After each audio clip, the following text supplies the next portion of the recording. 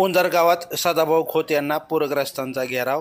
पण आज माढा तालुक्यातील सीना नदीकाठच्या पूरपरिस्थितीची व नुकसानीची पाहणी करण्यासाठी आलेल्या आमदार सदाभाऊ खोत यांना पूरग्रस्तांनी व नागरिकांनी घेराव घालत प्रश्नांचा भाडीमार केला. तरीही शेतकऱ्यांचे पूरग्रस्तांची सदाभाऊने अडचणी जाणून घ्यायचा प्रयत्न करत पुरामुळे उद्ध्वस्त झालेल्या नदीकाठच्या पिकांची पाहणी केली व नंतर रिधोरीकडे रवाना झाले. रिधोरीत पूरग्रस्तांच्या भेटी घेत अडचणी जाणून घेत सरकारकडून भरीव मदत मिळण्यासाठी प्रयत्न करणार असल्याचं सांगत माढा तालुक्यातील नियोजित पूरग्रस्त भागाचा दौरा पूर्ण केला. उंदर गावात आल्यानंतर काय घडलं ते नेमके पहा आणि प्रसारमाध्यमांशी बोलताना सदाभाऊ खोत यांनी आपली भूमिका ठामपणे काय मांडली ते पाहूयात. ताजे अपडेट जाणून घेण्यासाठी लाईव्ह महाराष्ट्र झोन न्यूजच्या यूट्यूब चॅनलला सबस्क्राईब करा, तसेच बेल आयकॉनवरती क्लिक करा. असं आहे की या सगळ्या आपत्तीमध्ये आम्ही सगळे तुमच्या बरोबर आहोत. सांगली कोल्हापूर परिस्थिती झाली आमच्या भागामध्ये आणि म्हणून आज आम्ही तुमच्या बरोबर आहे. दिलासा द्यायला या ठिकाणी आपण वादविवाद करायला वादविवादाचा विषय नाही. तुम्ही जर तुम्ही म्हणला मागे जावा ऐकून घ्या माझ्याविषयी आम्ही का बोलतो. आम्ही तुम्ही ज्या वेळेस खासदारकीला उभा राहिला होता त्यावेळेस आम्ही 25,000चा निधी ऐकून घ्या माझं. आम्ही 25,000 निधी देऊन तुमच्या गळ्यात 5-5 हजाराच्या लोकांनी माळा घातल्या. ह्या गावानं तुमच्यावर प्रेम केलं, तुम्हाला या गावानं लीड दिला. त्यानंतर तुम्ही आजपर्यंत आमच्या गावाला आलं नाही ह्याचं उत्तर द्या. हे आमचं म्हणणं आहे. आमचं ही म्हणणं आहे, बाकी आमचं काही नाही. आता चालू त्याच्यावर बोलू काय ते सांगा.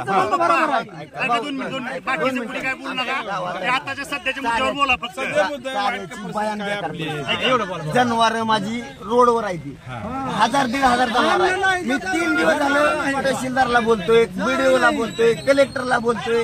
फक्त खासदार साहेबांनी थोडाफार आम्हाला चारा दिला.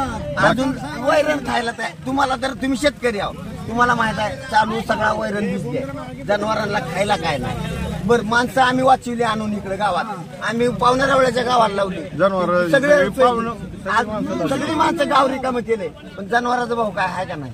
त्याला चाऱ्याची सोय नाही, काय सुद्धा नाही. आरोग्य विभागाला फवारणी करा, आमच्याकडे जाय. महसूलकडे जावा, महसूलनं म्हणायचं कृषीकडे जावा, कृषीनं म्हणायचं ह्याच्याकडे जावा. भाऊ थोडा ताळमेळ तुम्ही ठेवायला हवा त्यांना. आणि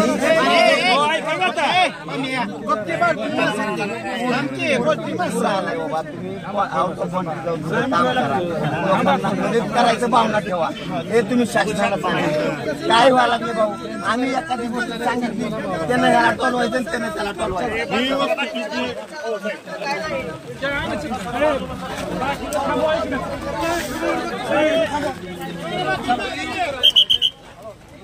थांबवा लोक संजय.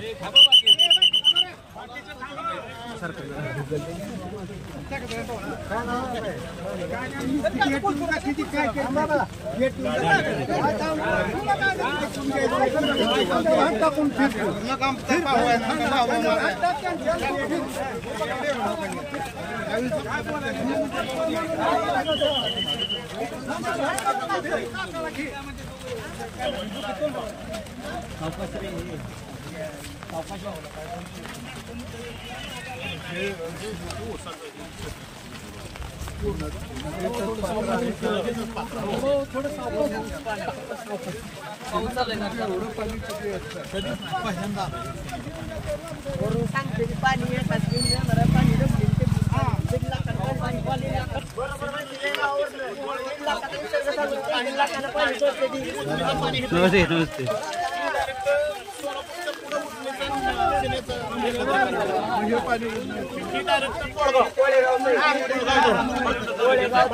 दुसरी बारकी पाणी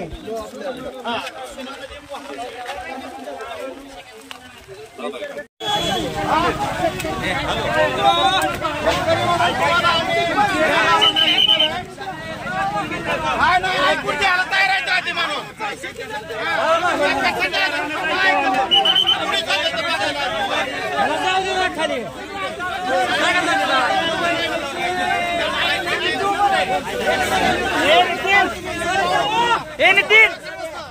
Bung.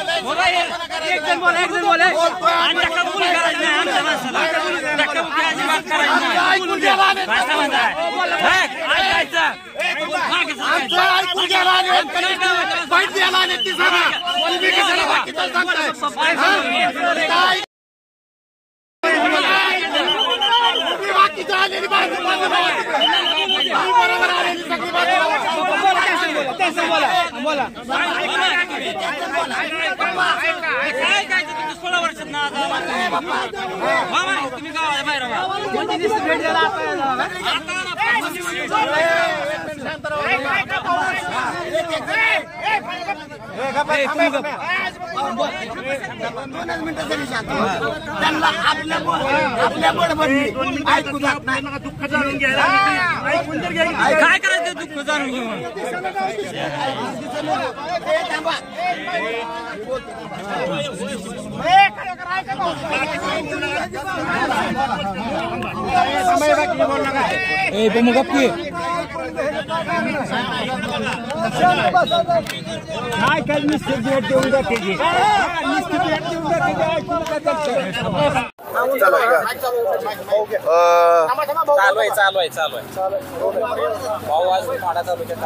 माढा तालुक्यातील सीना नदीचा जो काठ आहे, आता सध्या मी उंदरगाव पूर्व भागामध्ये आहे माढा तालुक्याच्या.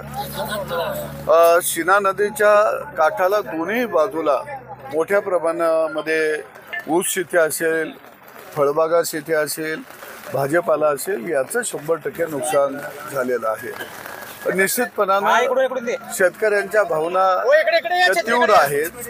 याचं कारण की शेतकऱ्याचं जे अर्थचक्र आहे ते शेतीवर असतं आणि 1 वर्षाचं शेतीचं अर्थशास्त्र जर बिघडलं तर शेतकऱ्याला 2 वर्ष त्या संकटाचा सामना करावा लागतो.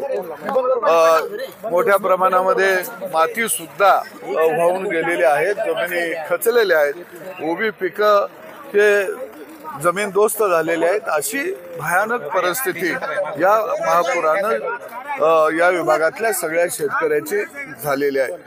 निश्चित सरकारकडं आम्ही चांगल्या पद्धतीनं मदत मिळाली पाहिजे.